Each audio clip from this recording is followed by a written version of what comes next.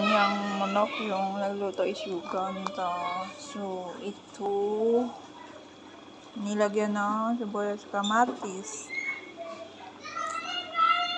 Hindi niya tinakpan, di ba? So, nagabukal-bukal gid siya. So, nagluto ng isa, yung isa kayo ganda ng kanin. So, ito nilagyan niya ng kwan. Maganda siya magluto. Ang galing nila magluto nga. So, tingnan natin mamaya. So, yun. Ang sarap niyan. So, siya ang luto ng isa. At ang isa, ito din ang sa kanin. Sa manok yan ang nagluto. So, yan. Manok na may kamatis na may sibuyas.